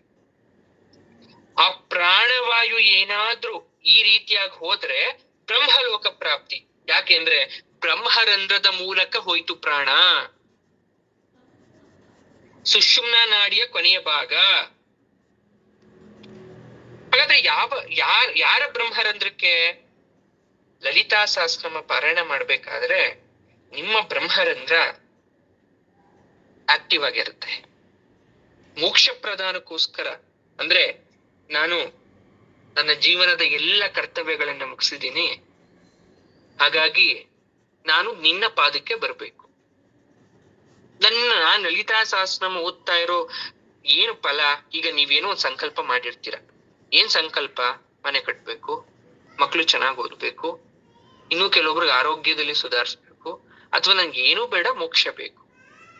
ಆ ಮೋಕ್ಷ ಪ್ರಧಾನವಾಗಿ ನೀವೇನಾದ್ರೂ ಸ್ಮರಿಸ್ತಾ ಇದ್ರೆ ಆ ಬ್ರಹ್ಮರಂಧ್ರ ಓದ್ತಾ ಓದ್ತಾ ಓದ್ತಾ ಓದ್ತಾ ದಿನೇ ದಿನೇ ಅದು ದೇವಿ ಅಲ್ಲಿಗೆ ಬಂದು ಮೋಕ್ಷವನ್ನ ಕರುಣಿಸ್ತಾಳೆ. Beautiful concept and very interesting and new subject also. ಈ ರೀತಿಯಾಗಿ ಆ ಚಕ್ರ ಅನ್ನೋ ಇಂಪಾರ್ಟೆನ್ಸ್ ಬಗ್ಗೆ ಈಗ ನಿಮ್ಗೆ ಅರಿವಿಗೆ ಬಂದಿರ್ತದೆ. ಹೃದಯದಲ್ಲಿ ಶ್ರೀಚಕ್ರ ರಚನೆಯನ್ನ ಮಾಡಿ ಪೂಜಿಸೋದು ಒಂದು ಕಲೆ. ನನ್ನ ಹತ್ರ ಏನೂ ಇಲ್ಲ ಸರ್, ನನ್ಗೆ ಮನೆಗ್ ತಂದು ಪೂಜೆ ಮಾಡಕ್ ಆಗಲ್ಲ, ನನ್ಗೆ ಅಷ್ಟು ಶಕ್ತಿ ಇಲ್ಲ, ಅಥವಾ ಶಕ್ತಿ ಇದ್ರೂ ಕೂಡ ವಾತಾವರಣ ಅನುಕೂಲ ಆಗಲ್ಲ. ಆಗ ಒಂದು ಮಾತನ್ನ ಹೇಳ್ತಾರೆ, ಹೃದಯ ಆಕಾಶದಲ್ಲೇ ಶ್ರೀಚಕ್ರ ರಚನೆಯನ್ನ ಮಾಡಿ ಪೂಜೆ ಮಾಡಿ. ಅದನ್ನ ನಾವು ಸಮಯಾಚಾರ ಸಂಕೇತವನ್ನ ದೇವಿಗೆ ಸೂಚನೆ ಮಾಡ್ತೀವಿ. ಏನಂದ್ರೆ ವಸಿಷ್ಠ, ಶುಕ, ಸನಕ, ಸನಂದನ, ಸನತ್ ಕುಮಾರರು ಏನ್ ಮಾಡ್ತಾರೆ ಅಂದ್ರೆ ದೇವಿಯನ್ನ ಯಾವುದೇ ರೀತಿ ಪೂಜೆ ಮಾಡಲ್ಲ, ಮಾನಸದಲ್ಲಿ ಪೂಜೆ ಮಾಡ್ತಾರೆ. ಅಂದ್ರೆ ಮನಸ್ಸಿನಲ್ಲೇ ದೇವಿಯನ್ನ ಒಂದು ವಿಗ್ರಹವನ್ನ ಪ್ರತಿಷ್ಠಾಪನೆ ಮಾಡಿ ಪೂಜೆ ಮಾಡ್ತಾರೆ ಅವರು. 5 ವಿಧ ಅದಕ್ಕೆ. There are 5 types. ಅಧಿಷ್ಠಾನ ಸಾಮ್ಯ, ಅನುಷ್ಠಾನ ಸಾಮ್ಯ, ಅವಸ್ಥಾನ ಸಾಮ್ಯ, ನಾಮ ಸಾಮ್ಯ, ರೂಪ ಸಾಮ್ಯ. ಶ್ರೀಚಕ್ರವನ್ನ ಮಹಾಮೇರುವಲ್ಲಿ ಅಮ್ಮನವ್ರನ್ನ ಊಸ್ಕೊಂಡು ಪ್ರತಿಷ್ಠಾಪನೆ ಮಾಡ್ಕೊಂಡು ನೀವೇನಾದ್ರೂ ಮನಸ್ಸಲ್ಲಿ ಶ್ರೀಚಕ್ರ ಪ್ರತಿಷ್ಠಾಪನೆ ಮಾಡ್ಕೊಂಡು ಏನಾದ್ರು ಪೂಜೆ ಮಾಡಿದ್ರೆ ಅದೇ ಅಧಿಷ್ಠಾನ ಸಾಮ್ಯ. ಈ ಶ್ರೀಚಕ್ರಾರ್ಚನೆ ಮಾಡುವವರೆಲ್ಲ ಸಾಮ್ಯದವ್ರೇ. ಅನುಷ್ಠಾನ ಸಾಮ್ಯ ಅಂದ್ರೆ ಸೃಷ್ಟ್ಯಾದಿಗಳಲ್ಲಿ ಮಾಡೋದು, ಅಂದ್ರೆ ಮರದಿಂದ ಮಾಡಿದ ವಿಗ್ರಹದಿಂದ ಅಮ್ಮನವರು ಇಲ್ಲಿ ಮರದಲ್ಲಿದ್ದಾರೆ, ಈ ಮರದ ವಿಗ್ರಹದಲ್ಲಿ ಮಾಡಿದ್ದೀನಿ ಅಂತ ನೀವೇನಾದ್ರೂ ಪೂಜೆ ಮಾಡಿದ್ರೆ ಅದು ಅನುಷ್ಠಾನ ಸಾಮ್ಯ. ಗೃಹ, ಮನೆ, ದೇವಸ್ಥಾನ ಎಲ್ಲ ಕಡೆ ಇದನ್ನೇ ಮಾಡ್ತಾ ಇರೋದು ಇವತ್ತು. ಯಾವುದು? ಅನುಷ್ಠಾನ ಸಾಮ್ಯ. ಮರದಂತಲ್ಲ, ಅದು ಯಾವುದೇ ರೀತಿ ಆಗಿರ್ಬೋದು. ಇನ್ನೊಂದು ಮೂರನೆಯದು ಅವಸ್ಥಾನ ಸಾಮ್ಯ. ಇದು ನೃತ್ಯಾದಿ ಕ್ರಿಯೆ. ಶಿವತಾಂಡವ, ದೇವಿಯ ಲಾಸ್ಯ ಅಲ್ಲದ ಏಕಾಗ್ರತೆಯಿಂದ ನಾವು ನೃತ್ಯ ಕಲ್ತ್ಬಿಟ್ಟು ದೈವಿ ವಿತ್ತ ವರ ಅಂತ ಅನ್ಕೊಂಡು ನೃತ್ಯದ ಮೂಲಕ ಅಮ್ಮನವ್ರನ್ನ ಆರಾಧಿಸೋ ಪದ್ಧತಿ. ಈಗ ಯಾರು ಇದನ್ ಮಾಡಲ್ಲ. ಹಿಂದೆ ಕಳೆದ ಶತಮಾನದಲ್ಲಿ ದೇವಾಲಯದಲ್ಲಿ ಪ್ರತ್ಯೇಕವಾದ ನೃತ್ಯಾಂಗನೆಯರು ಇರ್ತಿದ್ದು, ಅವ್ರನ್ನ ದೇವದಾಸಿ ಅಂತ ಕೂಡ ಕರಿತಾ ಇದ್ರು. ಅವ್ರದ್ದು ಯಾವ ಕಲೆ ಅಂದ್ರೆ ಅವಸ್ಥಾನ ಸಾಮ್ಯದಿಂದ ದೇವಿಯನ್ನ ಒಲಿಸ್ಕೊಂತಕ್ಕಂಥ ಕಲೆ. ದೇವದಾಸಿಯರು ಅಂದ್ರೆ ನೀಚರು ಅಂತಲ್ಲ, ಇಲ್ಲಿ ಪ್ರದರ್ಶನ ಮಾಡ್ತಾ ದೇವಿಯನ್ನ ಆರಾಧನೆ ಮಾಡ್ತಕ್ಕಂಥವ್ರು. ದೌರ್ಭಾಗ್ಯ ಅಂದ್ರೆ ಅವ್ರನ್ನ ಮುಂದೆ ಕೆಟ್ಟದಾಗಿ ಬಿಂಬಿಸಿದ್ರು ಅಷ್ಟೇ. ಅವರು ದೇವಿಯ ಮಕ್ಕಳು, ಅವರು ದೇವ್ರಿಗಾಗಿ ನೃತ್ಯ ಮಾಡಕ್ಕಂತ ಹುಟ್ಟಿರ್ತಕ್ಕಂಥ ಕುಲದವರು ಅವರು. ಅದಕ್ಕೆ ಇಲ್ಲಿ ಹೇಳ್ತಾರೆ ಏನಂತ ಅಂದ್ರೆ ಅವಸ್ಥಾನ ಸಾಮ್ಯ ಅಂತಕ್ಕಂಥದ್ದು ಯಾರು ಮಾಡಕ್ಕಾಗಲ್ಲ. ನೀವು ನೃತ್ಯ ಮಾಡಿ ದೇವರನ್ನ ಮೆಚ್ಚಕ್ಕಾಗತ್ತಾ? ಜೀವನ ಪರ್ಯಂತ ಆಗಲ್ಲ. ಆಮೇಲೆ ಈ ಅವಸ್ಥಾನ ಸಾಮ್ಯದಲ್ಲಿ ಡೋಲ್ ಬಾರ್ಸೋರು, ಭಜನಾ ಗೋಷ್ಠಿ ಮಾಡ್ತಕ್ಕಂಥವ್ರು, ತಾಳ, ಮದ್ದಲೆ, ಚಿಟಿಕೆ ಇವರೆಲ್ಲರೂ ಕೂಡ ಬರ್ತಾರೆ. ಇನ್ಸ್ಟ್ರೂಮೆಂಟ್ಸ್, ಮ್ಯೂಸಿಕಲ್ ಇನ್ಸ್ಟ್ರೂಮೆಂಟ್ ಮಾಡೋರೆಲ್ಲ ಈ ಕ್ಯಾಟಗರಿಗೆ ಬರ್ತಾರೆ. ಇನ್ನು ನಾಮಸಾಮ್ಯ ಅಂದ್ರೆ ಅವ್ರನ್ನ ಭೈರವಾದಿಗಳು ಅಂತ ಕರಿತೀವಿ. ಭೈರವ ಅಂದ್ರೆ ಈಶ್ವರ, ಕಾಲಸ್ವರೂಪ, ಕಾಲಾತ್ಮ ಅಂತ ಕರಿತೀವಿ. ಏನು ನಾಮಸಾಮ್ಯ ಅಂದ್ರೆ ದೇವರನ್ನ ಹೆಸರುಗಳನ್ನ ಇಟ್ಟು ಪೂಜೆ ಮಾಡ್ತಕ್ಕಂಥದ್ದು. ಇನ್ನು ಸಮಯಾಂತಸ್ಥ ಅಂದ್ರೆ ಜಗನ್ಮಾತೆ ಸರ್ವ ಸಮಾಯಾಚಾರಗಳಲ್ಲಿ ತುಂಬಿದ್ದಾಳೆ. ನನ್ ಕೂತ್ರು, ನಿಂತ್ರು, ನನ್ ಅಡ್ಗೆ ಮಾಡಿದ್ರು, ಮಲ್ಕೊಂಡ್ರು, ನನ್ ಮಕ್ಕಳು ವಿದ್ಯಾಭ್ಯಾಸ ಮಾಡಿದ್ರು, ಎಲ್ಲಾದ್ರಲ್ಲೂ ಅವಳೇ ಇದ್ದಾಳೆ ಅಂತ ಪೂಜೆ ಮಾಡ್ತಕ್ಕಂಥದ್ದು. ಇದನ್ನ ಅಧ್ವ ಮಾರ್ಗ ಅಂತ ಕರಿತೀವಿ, ಅಥವಾ 6 ಮಾರ್ಗ. ಯಾವ್ಯಾವ್ದು ಅಂದ್ರೆ ಇನ್ನೊಂದಿದೆ ಶ್ರೀಚಕ್ರಾರ್ಚನೆ ನಿಷ್ಠೆ ಮಾಡೋದು. ಪದಾಧ್ವ, ಭುವನಾಧ್ವ, ವರ್ಣಾಧ್ವ, ತತ್ವಾಧ್ವ, ಕಲಾಧ್ವ, ಇನ್ನೊಂದು ಮಂತ್ರಾಧ್ವ. ಈ 6ರಲ್ಲಿ ಯಾವ್ದು ಬೇಕಾದ್ರೂ ಫಾಲೋ ಮಾಡ್ಬೋದು ನೀವು. ಶ್ರೀಚಕ್ರ ಆರಾಧನೆ ಮಾಡ್ತಕ್ಕಂಥವ್ರು ಈ ಶ್ರೀಚಕ್ರ ಅರ್ಚನೆಯಲ್ಲಿ ಬಿಂದುವನ್ನ ಮಹಾನವಮಿ ಅಂತ ಕರೀತಾರೆ. ಮಹಾನವಮಿ. ಈ ಮಹಾನವಮಿ ಯಾರಿಗುಂಟಾಗತ್ತೆ ಅಂದ್ರೆ ಯಾರೆಲ್ಲ ಅನುಷ್ಠವಾಗಿ ಪೂಜೆ ಮಾಡ್ತೀರೋ ಅವ್ರಿಗೆ ಮಹಾನವಮಿ ಉಂಟಾಗತ್ತೆ. ಅದೇ ಮತ್ತೆ ನೆನ್ಪು ಮಾಡ್ಕೊಳ್ಳಿ, ಮೂಲಾಧಾರದಿಂದ ಸಹಸ್ರಾರ ತನಕ ನಾವು ಪೂಜನೆ ಮಾಡಿದಾಗ ಏನಾಗುತ್ತೋ ಅದೇ ಮಹಾನವಮಿ. ಈ 6 ಮಾರ್ಗಗಳು ಎಲ್ಲಾ ದೀಕ್ಷೆಗಳನ್ನು ಯಾರ್ಯಾರಿಗೆ ಸರಿ ಹೊಂದುತ್ತೋ ಅವ್ರು ತಗೊಳ್ಳಿ. ಕೆಲವೊಬ್ರಿಗೆ ಮಂತ್ರಾಧ್ವ, ಮಂತ್ರದಿಂದ ನಾನು ಪೂಜೆ ಮಾಡ್ತೀನಿ, ನನಗೆ ಯಾವ್ದೋ ಒಂದು ಕಲೆ ಗೊತ್ತು, ಕಲೆಯಿಂದ ಪೂಜೆ ಮಾಡ್ತೀನಿ, ನನ್ಗೊಂದು ತತ್ವ ಗೊತ್ತು, ತತ್ವದಿಂದ ಪೂಜೆ ಮಾಡ್ತೀನಿ. ಭುವನಾಧ್ವ, ನಾನು ಭೂಮಿ ಎಲ್ಲ ಪಂಚಭೂತದಿಂದ ನಾನು ಪೂಜೆ ಮಾಡ್ತೀನಿ. ಪದಾಧ್ವ, ಪದಗಳಿಂದ ಪೂಜೆ ಮಾಡ್ತೀನಿ. ನಿಮಗೆ ಯಾವ ಡಿಪಾರ್ಟ್ಮೆಂಟ್ ಅಥವಾ ಯಾವುದೊಂದು ಕರೆಕ್ಟ್ ಆಗಿ ಹೊಂದಾಣಿಕೆ ಆಗುತ್ತೋ ಅದ್ರ ಮುಖಾಂತರ ಪೂಜೆ ಮಾಡಿ. ನೀವು ಇದೇ ಸಾಧನೆ. ಇಲ್ಲಿ ನೀವಿಷ್ಟೊತ್ತು ಏನ್ ತಿಳ್ಕೊಂತಾ ಇದ್ದೀರಾ ಅಮ್ಮನವ್ರದ್ದು ಅಂದ್ರೆ ಯಾವ ರೀತಿ ಶಕ್ತಿಗಳು ತುಂಬಿಕೊಂಡಿದೆ ನಾವು ವಿಚಾರಗಳನ್ನ ತಿಳ್ಕೊಂತಾ ಇದ್ದೀವಿ. ವಿಚಾರಗಳನ್ನ ನಾವು ಕೂಲಂಕುಷವಾಗಿ ನಾವು ತಿಳ್ಕೊಂತಾ ಇದ್ದೀವಿ.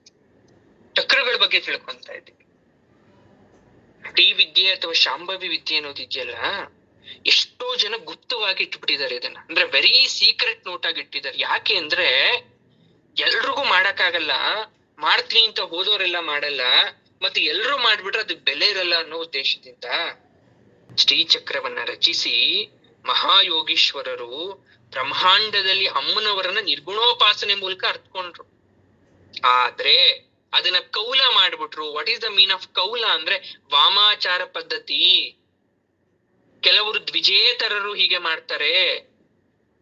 ಶ್ರೀಚಕ್ರಾರ್ಚನೆಯ ರೂಪ ಯಂತ್ರ, ಚಕ್ರ, ತಾಮ್ರದ ಹಾಳೆ, ಬೆಳ್ಳಿ, ಬಂಗಾರ, ಮಹಾಮೇರು, ಪಂಚಲೋಹ, ಯಾವುದನ್ನಾದ್ರೂ ಮಾಡ್ಕೊಂಡು ಪೂಜೆ ಮಾಡ್ಬೋದು. ಮನೆಗಳಲ್ಲಿ ಇಟ್ಕೋಬಹುದು, ದೇವಸ್ಥಾನದಲ್ಲಿ ಇಟ್ಕೋಬಹುದು. ಅದನ್ನ ಒಳ್ಳೇದಕ್ ಬೆಳೆಸ್ಕೋಬಹುದು, ಕೆಟ್ಟದಕ್ ಬೆಳೆಸ್ಕೋಬಹುದು. ಆದರೆ ಕೆಟ್ಟದ್ದಕ್ಕೋಸ್ಕರ ನೀವು ಮಾಡ್ತಾ ಇದ್ರೆ ನಿಮ್ಮ ಕುಲನಾಶ ಆಗತ್ತೆ, ಕಡಿಯಲ್ಲಿ ನಿಮ್ಮ ನಾಶ ಕೂಡ ಆಗತ್ತೆ. ನೀವು ಒಳ್ಳೇದಕ್ಕೋಸ್ಕರ ಏನಾದ್ರೂ ಯೂಸ್ ಮಾಡ್ತಾ ಇದ್ರೆ ಅದು ಲೋಕ ಕಲ್ಯಾಣ ಆಗತ್ತೆ. ಅಕುಲ ಅಂದ್ರೆ ವಶಿನ್ಯಾದಿ ವಾಗ್ದೇವತೆಗಳು ಯಾಕೆ ಆಕೆನ ವಕುಲ ಅಂತ ಕರೆದ್ರು ಅಂದ್ರೆ, ಒಂದು ವಂಶ, ಒಂದು ಕುಲ, ಒಂದು ಪ್ರದೇಶ, ಒಂದು ಗೃಹ, ಒಂದು ಪ್ರಾಂತ್ಯ. ಗೋತ್ರಗಳಿಗೆ ಇತಿಮಿತಿ ಇಲ್ಲ ತಾಯಿಗೆ. ಎಷ್ಟೇ ವಂಶದವ್ರು ಮಾಡಿದ್ರು ಅದು ಒಂದೇ ವಂಶ, ಎಷ್ಟೇ ಕುಲದವ್ರು ಮಾಡಿದ್ರು, ಯಾವುದೇ ಪ್ರದೇಶದಲ್ಲಿ ಮಾಡಿದ್ರು ಅದು ಒಂದೇ ಪ್ರದೇಶ. ಟೋಟಲ್ ಕನ್ಸಿಡರೇಷನ್ ಮಾಡೋದು ಪೂಜೆ ಮಾಡಿದ್ದಾರೆ ಅನ್ನೋದು ಒಂದೇ. ಅವ್ರು ಸಾಧನೆ ಮಾಡಿದ್ದಾರೆ, ಅವ್ರಿಗೆ ನಾನು ಅನುಗ್ರಹ ಕೊಡ್ಬೇಕು ಅನ್ನೋ ಒಂದೇ ಒಂದು. ಈಗ ಕುಲ ಅಂದ್ರೆ ಅರ್ಥ ಆಯ್ತಾ? ಹಾಗಾಗಿ ಇಲ್ಲಿ ವಿಶೇಷವಾಗಿರ್ತಕ್ಕಂಥದನ್ನ ನೀವು ತಿಳ್ಕೋಬೇಕು. ಇದು ನಮ್ಮ 4ನೇ ಅಧ್ಯಾಯದ ಒಂದು ಪವಾಡ. ಈ ಅಧ್ಯಾಯ ನಿಮಗೆ ಸಾಕಷ್ಟು ವಿಚಾರಗಳನ್ನ ತಿಳಿಸ್ಕೊಡುತ್ತೆ, ಆದ್ರೆ ಅರ್ಥ ವಿಶಾಲವಾಗಿರುತ್ತೆ. ಮಾನವರು ಇದನ್ನ ಅರ್ಥ ಮಾಡ್ಕೋಬೇಕು. ಪ್ರತಿ ಅಧ್ಯಾಯ ಸಹಸ್ರನಾಮ ಸ್ತೋತ್ರ ಪಾರಾಯಣ ಮಾಡ್ಬೇಕಾದ್ರೆ ಅಮ್ಮನವ್ರನ್ನ ನೆನ್ಪು ಮಾಡ್ಕೊಳ್ಳಿ. ಅಮ್ಮನವರ ಕೈಯಲ್ಲಿ ಇಕ್ಷುಕು ದಂಡ ಇದೆ. ಯಾವ ತರ ಕಬ್ಬಿ ಒಂದು ಗಿಣ್ಣುಗೂ ಸಿಹಿ ರಸವನ್ನ ನೀಡುತ್ತೋ ಅದೇ ತರ ನಮ್ಮ ಮನಸ್ಸು ಕೂಡ ಪ್ರತಿಯೊಂದು ನಿಮಿಷದಲ್ಲೂ ಒಳ್ಳೇದನ್ನ ಮಾತ್ರ ಯೋಚನೆ ಮಾಡ್ಬೇಕು. ದಿನಕ್ಕೆ ಒಂದು ಬಾರಿ ಆದ್ರೂ ಲಲಿತಾ ಸಹಸ್ರನಾಮ ಸ್ತೋತ್ರವನ್ನ ಪಠಣೆ ಮಾಡ್ಬೇಕು.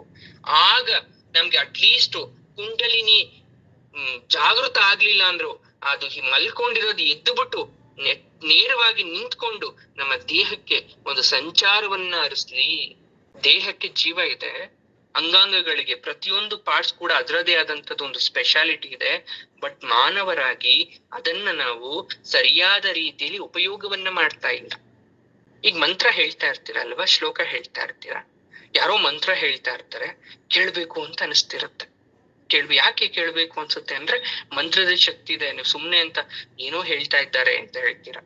ದುರ್ಗಾ ಸೂಕ್ತ ಹೇಳ್ತಾ ಇದ್ದಾರೆ, ಓಂ ಜಾತ ವೇದಸೆ ಸುನವಾಮ ಸೋಮ ಮರಾತೀಯತೋ ನಿದಹಾತಿ ವೇದಃ ಸನಃ ಪಶ್ಯದತಿ ದುರ್ಗಾಣಿ ವಿಶ್ವಾನಾವೇವ ಸಿಂಧುಂ ದುರಿತಾತ್ಯಗ್ನಿಃ ತಾಮಗ್ನಿವರ್ಣಾಂ ತಪಸಾ ಜ್ವಲಂತೀಂ ವೈರೋಚನೀಂ ಕರ್ಮ ಫಲೇಷು ಜುಷ್ಟಾಂ ದುರ್ಗಾಂ ದೇವೀಕುಂ ಶರಣಮಹಂ ಪ್ರಪದ್ಯೆ ಸುತರಸಿ ತರಸೇ ನಮಃ ಅಗ್ನೇ ತ್ವಂ ಪಾರಯಾನವ್ಯೋ ಅಸ್ಮಾನ್ ಸ್ವಸ್ತಿಭಿರತಿ ದುರ್ಗಾಣಿ ವಿಶ್ವಾ ಪೂಶ್ಚ ಪೃಥ್ವೀ ಬಹುಲಾ ನ ಉರ್ವೀ ಭವತೋಕಾಯ ತನಯಾಯ ಸಂಯೋಃ ವಿಶ್ವಾನಿನೋ ದುರ್ಗಃ ಜಾತವೇದ ಸಿಂಧುನನ್ನಾವ ದುರಿತಾತಿಪರ್ಷೇ ಅಗ್ನೇ ಅತ್ರಿವನ್ಮನಸಾ ಗೃಣಾನೋಸ್ಮಾಕಂ ಬೋಧ್ಯವಿತಾತನೂನಾಂ ಪೃತನಾಜಿತಗುಂ ಸಹಮಾನಮುಗ್ರಮಗ್ನಿಗುಂ ಹುವೇಮ ಪರಮಾತ್ ಸದದ್ಧಾತ್ ಸನಃ ಪಶ್ಯದತಿ ದುರ್ಗಾಣಿ ವಿಶ್ವಕ್ಷಾಮದೇವೋ ಅತಿದುರಿತಾತ್ಯಗ್ನಿಃ ಪ್ರಜ್ಞೋಷೇಕಮೀಢ್ಯೋ ಅಧ್ವರೇಶೋ ಸನಶ್ಚ ಹೋತಾ ನವ್ಯಶ್ಚ ಸತ್ಸಿಃ ಸ್ವಾಂ ಚ ಆಗ್ನೇ ತನುವಂ ಪಿಪ್ರಯಸ್ವಾಸ್ಮಭ್ಯಂ ಚ ಸೌಭ ಘಮಾಯಜಸ್ವ ಗೋಭಿರ್ಜುಷ್ಟಮಯುಜೋ ನಿಷಿಕ್ತಂ ತವೇಂದ್ರ ವಿಷ್ಣೋರನು ಸಂಚರೇಮ ನಾಕಸ್ಯ ಪೃಷ್ಠಮಭಿಸಂವಸಾನೋ ವೈಷ್ಣವೀಂ ಲೋಕ ಇಹ ಮಾದಯಂತಾಂ ಓಂ ಕಾತ್ಯಾಯನಾಯ ವಿದ್ಮಹೇ ಕನ್ಯಾಕುಮಾರಿ ಧೀಮಹಿ ತನ್ನೋ ದುರ್ಗಃ ಪ್ರಚೋದಯಾತ್. ಓಂ ಶಾಂತಿ ಶಾಂತಿ ಶಾಂತಿ. ದುರ್ಗಾ ಸೂಕ್ತ ಪಠಣೆ ಮಾಡ್ತೀವಿ. ಅದನ್ನ ಹೇಳ್ಬೇಕಾದ್ರೆ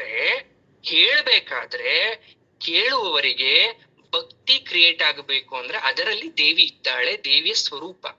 ಅವಳ ನಾಮವನ್ನ, ಅವಳ ಮಂತ್ರವನ್ನ ಅವಳಿಗೇ ಹೇಳಿ ನಾವು ಸಿದ್ಧಿ ಪಡ್ಕೊಂತ ಇದ್ದೀವಿ. ಕೆರೆಯ ನೀರನ್ನ ಕೆರೆಗೆ ಚೆಲ್ತಾ ಇದ್ದೀವಿ. ಆದ್ರೆ ಅದನ್ನ ಸರಿಯಾದ ರೀತಿಯಲ್ಲಿ ಉಪಯೋಗವನ್ನ ಮಾಡ್ಕೋಬೇಕಾಗಿರ್ತಕ್ಕಂಥ ಕಲೆ ನಮಗ್ ಗೊತ್ತಿರ್ಬೇಕು. ಆ ಕಲೆ ತಿಳ್ಕೊಳಕ್ಕೆ ನಾವು ಈ ಒಂದು ಲಲಿತಾ ಸಹಸ್ರನಾಮದ ಮಹಾ ಅರ್ಥವನ್ನ ಭೇದಿಸ್ತಾ ಇದ್ದೇವೆ.